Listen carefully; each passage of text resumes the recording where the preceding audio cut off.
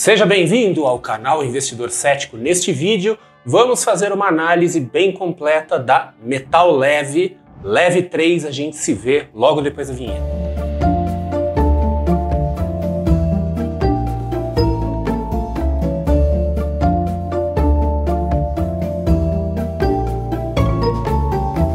Então vamos lá, este vídeo está sendo gravado no dia 21 de fevereiro, ou seja, no meio do carnaval, né?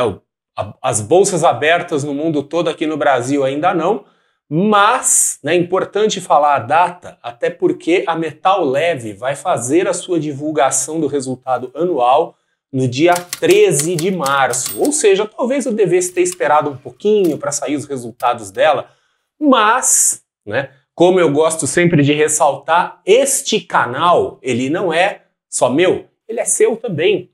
E a Metal Leve está aqui em análise, entre outras coisas, porque pessoas que seguem o canal, como você, que assistem meus vídeos, pediram para fazer análise dessa empresa e porque ela também tem call aberto de compra lá na carteira do investidor onde eu trabalho. Então vamos começar aqui com as coisas interessantes. Ela tem algo que merece ser mencionado. Ela tem não um, mas 2 calls, ou seja, 2 recomendações de compra na carteira do investidor, que é a Research, onde eu trabalho, eu monto as carteiras, inclusive chamando a atenção que, graças à carteira do investidor, que esses vídeos aqui do canal Investidor Cético chegam a você.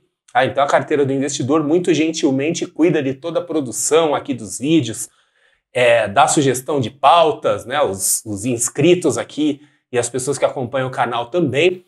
Mas, vale a visitinha aí na carteira do investidor.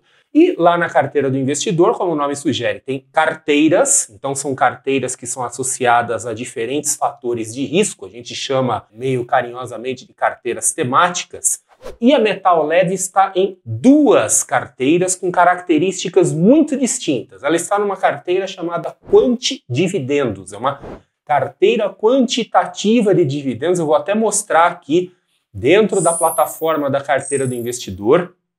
Então a carteira quantitativa, a montagem da carteira é feita por um algoritmo, e eu quero chamar a atenção que é uma carteira que vem consistentemente performando acima do seu indicador de referência, o seu benchmark, que é o IDIV, desde a sua criação. Então é uma carteira de bom desempenho, geradora de alfa e da qual a Metal Leve faz parte e está certamente contribuindo bastante para o desempenho da carteira.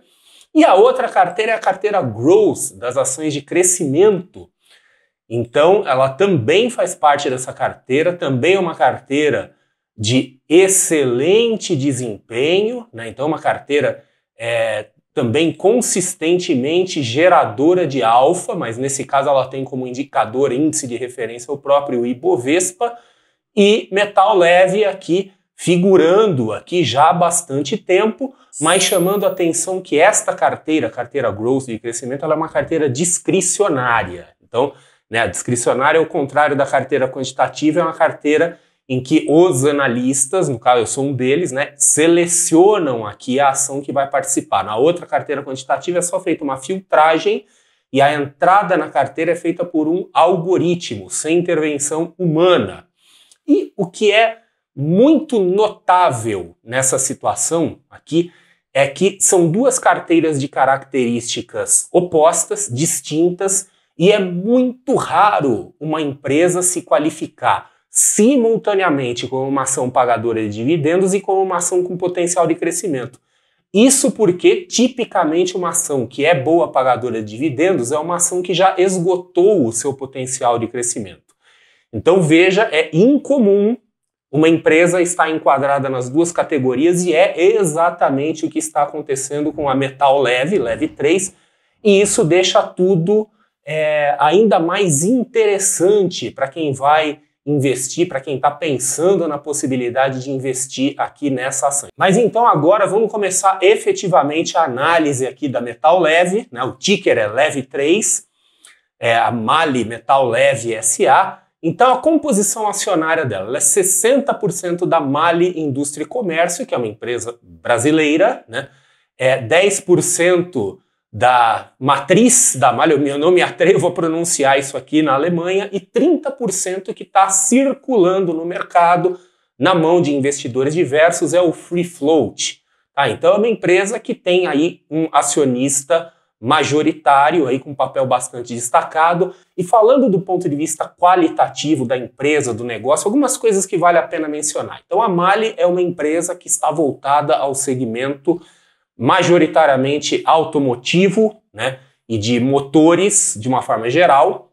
Tá? Ela é uma empresa que ela produz peças, componentes e filtros para motores de combustão interna. Tá? Então a gente pode genericamente colocá-la como uma empresa de autopeças, por ser uma empresa com muito forte ligação com o setor automobilístico ou automotivo. Ela naturalmente sofreu aí na fase aguda da pandemia, né, que a fase aguda da pandemia acabou impactando o segmento como um todo, mas é um segmento que está se recuperando gradativamente e a Metal Leve também vai se recuperando junto com o setor e ela tem muitas coisas interessantes. Então ela tem plantas industriais em diversos lugares, ela tem 4 plantas industriais no Brasil e uma na Argentina, então tem aí uma certa distribuição internacional da sua produção e ela tem uma grande exposição ao mercado externo. Então hoje, em números redondos, aproximadamente 40% da receita da Metal Leve vem do exterior, principalmente daqueles componentes que eles chamam de componentes originais, ou seja, aquilo que é vendido para montadoras, para fabricantes, para motores novos, tá? Não tanto peças de reposição. Não.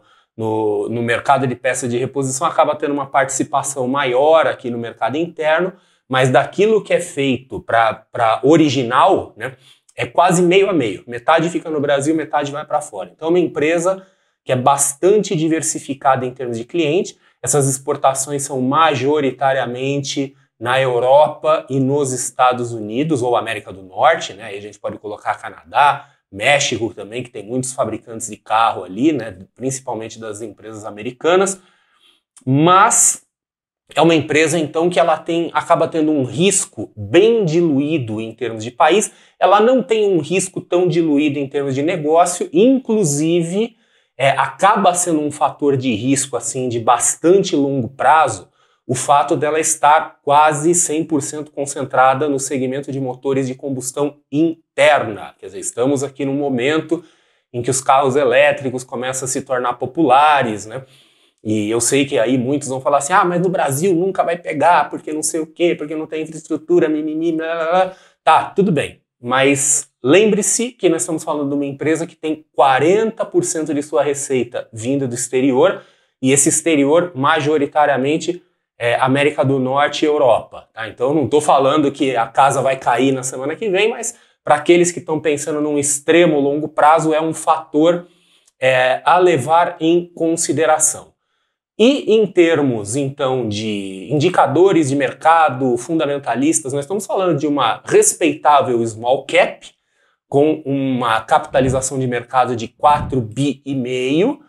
Em termos de múltiplos de valor, ela tem múltiplos bastante interessantes, né? Então um PL de 7,94, a gente pode dizer que está barata. Um EV/EBITDA, né? Enterprise Value, sobre o EBITDA de 5,94, não está tão próximo do PL, mas pelo menos está abaixo, isso é melhor, é mais interessante, porque esse indicador ele considera o endividamento da empresa. Um preço por valor patrimonial podia estar um pouquinho melhor, mas os outros 2 indicadores colocam a empresa como uma boa compra, uma empresa barata, né? E isso também chama mais atenção ainda ao fato dela se qualificar como uma ação de crescimento, porque ações de crescimento tipicamente têm múltiplos de valor bem altos, né? Então isso aqui não é uma coisa muito comum. O ROI, retorno sobre o patrimônio líquido, de 34,8%, muito bom. Lá na carteira do investidor, a gente dá nota 10 acima de 20%. Tá? Um dividend yield de 15,1%, tá? Neste momento, no momento da gravação, considerando o preço, último fechamento antes dessa gravação. E ela teve uma distribuição de proventos, né, nos últimos 5 anos, positiva durante os últimos 5 anos, um pouco irregular, 2020, por exemplo, aqui os efeitos óbvios da fase aguda da pandemia, mas lá na carteira do investidor a gente considera 5 anos de distribuição como um fator de qualificação para uma ação de dividendos. Então por isso que ela acabou passando como ação de dividendo também. Ela tem um dividend yield alto, tem uma distribuição consistente, apesar de ter dado uma engasgada aqui no meio do caminho, mas perfeitamente natural. Em termos de endividamento e estrutura de capital, também tá nota 10 aqui, tá? Endividamento bruto sobre o patrimônio líquido de 25,10, aqui é a estrutura de capital propriamente, liquidez corrente, tá? Então solvência de curto prazo também muito boa, R$2 para R$1 de dívida, e graficamente ela também está bastante interessante. Então, no gráfico diário, o que a gente vê é uma ação que está em franca tendência de alta. A gente vê neste gráfico aqui que está na tela, a linha amarela representa então a média móvel de 200 períodos, tá? Que é o meio padrão do mercado, então veja que ela está bem acima da média móvel de 200 períodos. Se a gente der uma olhada no semanal, aqui no semanal a gente desconsidera a média amarela, tá? Porque no semanal 200 períodos não tem tanto significado. A gente olha mais para verde, a média verde aqui é de 40 períodos, que seria equivalente, né, numa periodicidade semanal, mas no semanal já chama a atenção que os preços estão entrando numa zona de resistência, tá, que estão ali próximo de máxima histórica mais ou menos recente, então pode ter aqui alguma hesitação. Mas voltando para o gráfico diário, a gente vê uma tendência de alta muito clara, bastante saudável, eu diria, e um recuo dos preços pode ser uma oportunidade interessante de entrada, um bom timing de entrada, por exemplo, para quem está querendo fazer um swing trade de curto prazo, ou mesmo para quem está querendo fazer uma compra mais de longo prazo, mas quer refinar a entrada, quer fazer uma entrada mais segura, né? Talvez ali querendo colocar um stop loss em algum ponto técnico. Então, assim, bastante interessante do ponto de vista técnico, do ponto de vista gráfico. E para concluir a nossa análise, veja que até o momento, então, a gente quase só tem coisas positivas aqui a falar da Metal Leve. Eu quero falar da nossa já tradicional aqui no canal matriz de correlação, sempre chamando a atenção que quando a gente fala de correlação, nós estamos falando entre pares. Então aqui eu estou vendo aquelas ações com as quais a Metal Leve combina ou não combina, mas pensando em termos de pares, não de uma carteira inteira, uma carteira completa. Aqueles que querem uma carteira completa, mais ampla, feita com otimização por correlação e por aí vai, a minha recomendação é que siga a carteira quantitativa de dividendos da carteira do investidor, onde a Metal Leve está lá. Quer dizer, ali é uma carteira otimizada de forma algorítmica, né? Uma carteira de 10 ações. Mas então, dentro das nossas limitações aqui vendo pares, então a gente pode ver o seguinte, ela combina, tá? Ela faz um bom par com a Alpargatas, porque são empresas com correlações bastante invertidas, tá? Estamos falando superior ou na verdade inferior a menos 0,80, tá? Seguindo aqui com as nossas correlações aqui, ela não combina com BB Seguridade, tá? São correlações muito próximas. Por quê? O que tem a ver autopeça com seguridade? Não sei, né? Não tenho a menor ideia. Mas tá mostrando aqui, né? Tô falando de dados aqui de um ano, tá? Ela combina com BRF, Brasil Foods, interessante, né? Também são setores bem distintos aqui. Vamos ver que mais aqui, avançando um pouco aqui na nossa matriz de correlação, né?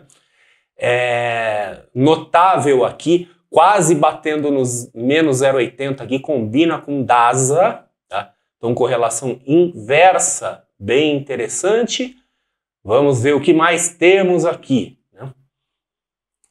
Não combina com Goal, Gerdau Metalúrgica, tá? Então, correlação muito próxima. Aqui a gente pode dizer até que tem um racional por trás, né? Afinal de contas, a Metal Leve é um grande consumidor aqui de commodities metálicas, né?